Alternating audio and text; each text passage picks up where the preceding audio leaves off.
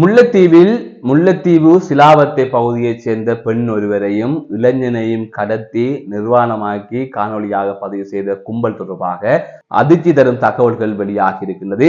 வெளிநாட்டிலிருந்து அனுப்பப்பட்ட பணத்திற்காக இவ்வாறு அவர்கள் கடத்தப்பட்டு துன்புறுத்தப்பட்டிருப்பதாக தெரிவிக்கப்பட்டிருக்கின்றது. இது தொடர்பான செய்திகள் தற்பொழுது கிடைக்கப்பட்டிருக்கின்றன. இந்த நிலையில் இந்த சம்பவம் தொடர்பாக விரிவாக பார்க்க இருக்கின்றோம். அதற்கு முதல் ஜேகே ரிப்போர்ட் எனப்படுகின்ற இந்த யூடியூப் சேனலை சப்ஸ்கிரைப் செய்து கொள்ளுங்கள். தொடர்ந்து அருகில் இருக்கின்ற பெல் பட்டினை கிளிக் செய்வதன் ஊடாக நான் போடுகின்ற ஒவ்வொரு காணொளிகளையும் நீங்கள் பார்க்கக்கூடிய வகையில் இருக்கும். நான் நடராசா ஜெயகாந்தன்.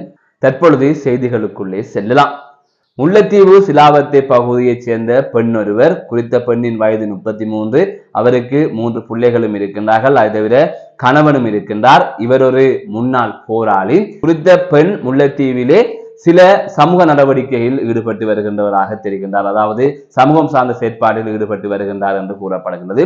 அந்த வகையில் ஏதாவது நிகழ்வுகள் இடம்பெறுவதற்காக நண்பர்கள் மற்றும் சில உறவினர்கள் இவர்களுடன் பேசி அந்த நிகழ்வுகளை நடாத்துவார்கள். அதற்கான நிதி உதவியையும் அந்த பெண்ணுக்கு வழங்குவதாக கூறப்படுகின்றது. இவ்வாறான நிலையைத்தான் அந்த பெண்ணின் நட்பு வட்டத்திற்குள் லண்டனை சேர்ந்த நபர் ஒருவரும் வந்திருக்கின்றார். அந்த நபரும் இந்த பெண்ணும் பல தடவைகள் பேசி இருக்கின்றார்கள். அதாவது அவர்கள் தனிப்பட்ட ரீதியில் பேசிக் கொள்ளவில்லை, பொது விடயங்களுக்காக இந்த நிகழ்வுகளை நடாத்த வேண்டும், இந்த நிகழ்வுகளின் பின்னணியில் இப்படி செய்ய வேண்டும், இந்த நிகழ்வுகளை இப்படி ஒருங்கிணைப்பு செய்யுங்கள் என்று பல தகவல்களை அவர்கள் பரிமாறிக்கொள்வார்கள். அந்த வகையில் பல நண்பர்கள், பல குழுக்கள் அவர்களுடன் இணைந்து பணியாற்றி இருக்கின்றார்கள். அந்த வகையில் தான் முன்னாள் போராளியாகவும் அவர் இருக்கின்றார். இவ்வாறான பின்னணியில் தான் முன்னாள் போராளியான இந்த பெண்ணும் கதைத்து பல செயற்திட்டங்களை செய்து வந்திருக்கிறார்கள்.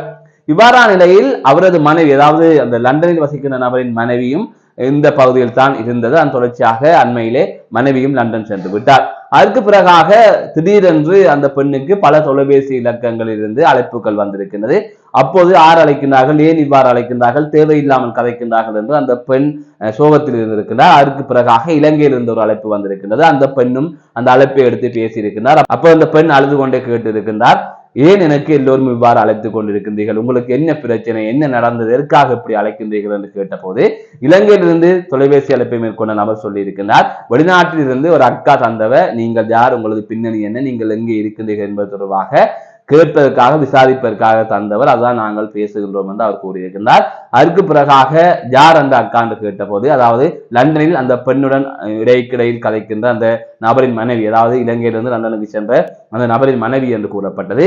அதாவது அந்த மனைவியிடம் இவர் என்ன கூறியிருக்கிறார் சொன்னால், நான் ஒரு பிள்ளையை விரும்புகின்றேன், அந்த பிள்ளை முல்லைத்தீவில் இருக்கின்றது, அந்த பிள்ளையைத்தான் நான் திருமணம் செய்ய இருக்கின்றேன், அந்த பிள்ளையை நான் எடுக்கப் போகின்றேன் என்று மனைவியுடன் சண்டை கொடுத்திருக்கிறார். இந்த நிலையில் தான் அவரது மனைவி இந்த பெண்ணுடன் தான் அவர் கதைத்துக் கொண்டிருக்கின்றார். இந்த பெண் தான் அந்த பெண், இந்த பெண்ணை நாங்கள் விடக்கூடாது, இந்த பெண் யார் என்று பார்க்க வேண்டும், இந்த பெண் ஏன் இப்படி செய்ய வேண்டும் என்று மனைவியும் குழப்பத்தில் பல பேரிடம் இவ்வாறு தொலைபேசி இலக்கத்தை கொடுத்து விசாரிக்க கூறியிருக்கிறார். இதை அறிந்து கொண்ட அந்த பெண் உடனடியாக அந்த பெண்ணுக்கு அடித்ததால் லண்டனில் இருக்கின்ற நபரின் மனைவிக்கு அழைத்து, இவ்வாறு உங்கள் கணவர் என்னிடம் ஒரு நாளும் இவ்வாறு பேசியதும் இல்லை, எனக்கும் கணவர் குடும்பம் இருக்கின்றது, நானும் அந்த எண்ணத்தில் பேசவில்லை, தப்பான எண்ணத்தில் அவரும் என்னிடம் இதுவரைக்கும் பேசியதில்லை, ஆனால் ஏன் இவ்வாறு உங்களுக்கு கூறினார் என்பது தெரியவில்லை, எனக்கு இப்படி இதுவரை நடந்ததில்லை, ஆனால் நான் இனி அவருடன் பேச போறதில்லை என்று கூறி அந்த பெண்ணும் தொலைபேசியை துண்டித்து விட்டார். அதுக்கு பிறகாக அந்த நபருடன் பேசுவதில்லை. இவ்வாறான சூழ்நிலையில் அந்த நபர், அந்த பெண்ணின் நண்பர்கள், அந்த பெண் பொது வழியில் இயங்குகின்ற போது ஏற்கனவே தொடர்பை ஏற்படுத்திக் கொண்ட சில பொது அமைப்புகளை சேர்ந்தவர்களுக்கு தொடர்பு கொண்டு அந்த பெண் என்ன செய்கின்றார், அந்த பெண்ணுடன் கதைக்க கொடுங்கள், அந்த பெண் இவ்வாறு என்னுடன் கதைக்க வேண்டும், அப்படி இப்படி எல்லாம் பேசியிருக்கிறார். அதுக்கு அந்த பெண் கூறியிருக்கிறார், இவர் என்ன செய்ய போகிறேன், என்னால் பேச முடியாது, செய்வதை செய்யட்டும் என்று இந்த பெண் கூறியிருக்கிறார். அதுக்கு பிறகாகத்தான் சில தினங்களுக்கு முன்பாக நெடுங்கணிக்கு அருகிலே இருக்கின்ற ஒரு வயல்வெளிக்கு அந்த பெண்ணின் மச்சால் அழைத்துக் கொண்டு சென்றிருக்கின்றார். அதாவது மச்சால் சொல்லி இருக்கின்றார், பொழுதுபோக்கிலே எங்கேயாவது வெளியே போமான்னு கேட்டு இவ்வாறு இந்த பாதிக்கப்பட்ட 33 வயது பெண்ணை மச்சால் அழைத்துக் கொண்டு சென்றிருக்கின்றார். அப்போது பின்னால் ஒரு ஆட்டோவும் வந்திருக்கின்றது. அதை இவர்கள் பொருட்படுத்தவில்லை. சென்ற போது என்னோட இளைஞனும், அதாவது அந்த பெண்ணுடன் பழக்கமான ஒரு பெண்ணின் மகன் இளைஞன், அவருக்கும் இவருக்கும் 6 வயது வித்தியாசம், அந்த இளைஞன் எதேச்சியாக அங்கு போனால் போல அந்த இளைஞனும் அங்கே சென்றிருக்கிறார். அப்போது பேசிக் கொண்டிருக்கின்ற போது திடீரென சிலர் அங்கு வந்திருக்கிறார்கள். இவர்களை உடனடியாக அடித்திருக்கிறார்கள். அதாவது 33 வயது பெண்ணையும் அந்த இளைஞனையும் அடித்திருக்கிறார்கள். அடித்து உடனடியாக அங்கிருந்து வாகனத்தில் ஏற்றி கேப்பாப்பிளவு பகுதியை நோக்கி கொண்டு சென்றதாக கூறப்படுகிறது. அங்கே கொண்டு சென்று ஒரு பாலடைந்த கட்டிடத்துக்குள் அவர்களை அடைத்து வைத்திருக்கிறார்கள். இவ்வாறு அடைத்து வைத்தது பின்னர், அதாவது இவ்வாறு அழைத்து சென்று கொண்டிருக்கின்ற போது அந்த மச்சால்காரி, அதாவது பாதிக்கப்பட்டபடி மச்சால்காரியை கூட பத்திரமாக வீட்டில் விட்டு விட்டார்கள். ஆனால் பிறகுதான் தெரிஞ்ச அந்த மச்சால்காரர் தான் இவர்கள் எங்கே இருக்கிறார்கள், என்ன செய்கிறார்கள் என்ற முழு தகவலையும் கூறி மச்சால்காரர் எனக்கு பின்னர் செயற்பட்டது என்பது பின்பு அவர்களுக்கு தெரிந்தது. ஆனால் அப்போது தெரியவில்லை. அந்த மச்சால்காரை இறக்கி விட்டு இவர்கள் இருவரையும் கொண்டு போய் ஒரு பழைய மண்டபத்துக்குள் அடைத்து விட்டு அந்த இளைஞனின் சேட்டை கட்டுமாறு கூறி, கால் சட்டையை கட்டுமாறு கூறி அந்த இளைஞனை நிர்வாணமாக்கி அதை காணொலியாக பதிவு செய்து அதற்கு பிறகாக அந்த இளைஞனிடம் கூறியிருக்கிறார்கள், நீ அந்த பெண்ணின் சட்டையை கலட்டு. அந்த இளைஞன் மாட்டேன் என்று சொன்ன போது இல்லை நீ அந்த பெண்ணின் ஆடையை கலட்டு வற்புறுத்தியதாகவும், தொடர்ச்சியாக அந்த இளைஞன் மறுத்த நிலையில் அந்த இளைஞன் மீது தாக்குதல் நடந்ததாகவும் கூறப்படுகின்றது. அதற்கு பிறகாக அந்த பெண்ணின் ஆடைகளை அங்கிருந்தவர்கள் கிழித்து சீரழித்து காணொலியாக பதிவு செய்தார்கள். இவ்வாறு காணொலியாக பதிவு செய்த அந்த காணொலி தற்பொழுது வெளியிலே வந்துவிட்டது, போலீசாரின் கைக்கும் கிடைத்திருக்கிறது. அந்த இளைஞனையும் அந்த பெண்ணையும் கடுமையாக தாக்கி இருக்கின்றார்கள். நீ வெளிநாட்டின் அவரிடம் என்ன சொன்னாய், உன்னை எதுவும் செய்ய முடியாது என்று சொன்னாயா என்று சொல்லி பேசி பேசி அடித்திருக்கிறார். நீ எந்த ஆணுடனுமே பேசக்கூடாது என்று சொல்லி இவ்வாறு அவர்கள் செய்திருக்கிறார்கள். ஆகவே வெளிநாட்டிலிருந்து கொடுக்கப்பட்ட பணத்திற்காக இவ்வாறு இந்த வேலையில் பலர் ஈடுபட்டிருக்கிறார்கள். அதற்கு பிறகாக அந்த பெண் வைத்தியசாலையிலே அனுமதிக்கப்பட்டிருந்தார். இதிலே சோகமான விடயம் என்னவென்று சொன்னால், இந்த சம்பவங்கள் எல்லாம் நடந்த போது அதில் பாதிக்கப்பட்ட பெண் கர்ப்பிணியாக இருந்திருக்கின்றார். இவர்கள் அடித்ததில் கரு கலைந்திருக்கின்றது.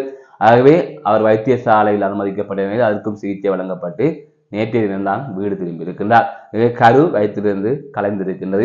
இதனால் தற்பொழுது அந்த பெண் பாரிய பிரச்சனைகளை எதிர்நோக்கி வருகின்றார். இது தொடர்பாக போலீசிலே முறைப்பாடு கொடுத்ததற்கு அமைய 3 பேர் இதுவரை கைது செய்யப்பட்டிருப்பதாக தெரிவிக்கப்பட்டிருக்கிறது. போலீசார் அந்த வீடியோக்களை எல்லாம் கைப்பற்றி இருக்கின்றார்கள்.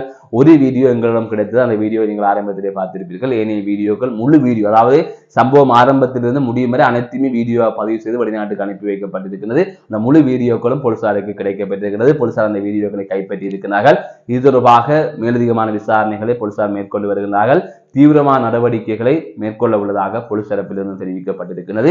நடந்த சம்பவம் தொடர்பாக அந்த பெண் இவ்வளவு தகவலையும் எமக்கு தெரிவித்திருந்தார். இது தொடர்பாக மேலதிகமான விசாரணைகள் நடக்கிறது. போலீஸ் விசாரணையின் பின்னர் இது தொடர்பாக இன்னும் பல தகவல்கள் வெளிவரும் என்று எதிர்பார்க்கப்படுகிறது. ஆகவே இதற்கு பின்னணியில் வேறு விடயங்கள் நடந்திருக்கலாம், அல்லது இந்த விடயங்கள் ஏதாவது மாறுபட்ட கருத்துக்கள் இருந்திருக்கலாம். ஆனால் இதிலே முக்கியமாக பார்க்க வேண்டிய விடயம், அந்த பெண்ணை நீங்கள் கடத்தி இருக்கின்றீர்கள், நிர்வாணமாக்கி இருக்கின்றீர்கள், அந்த பெண்ணின் கருவை களைய செய்திருக்கின்றீர்கள், வெளிநாட்டிலிருந்து அனுப்பப்பட்ட காசுக்காக இவ்வாறு ஒரு நடத்தை நீங்கள் ஈடுபட்டிருக்கிறீர்கள். ஆகவே இது சட்டப்படி கொலை.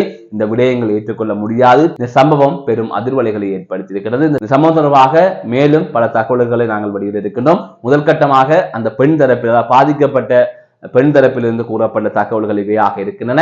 அதனை கடந்து பொது தரப்பு தகவல்கள் உள்ளடங்களாக ஏனைய தகவல்களை தொடர்ந்து வெளியிடுவதற்கு நான் தயாராக இருக்கின்றேன். மீண்டும் ஒரு காணொலி சந்திக்கின்றேன். நான் நடராஜ் அஜயகாந்த்.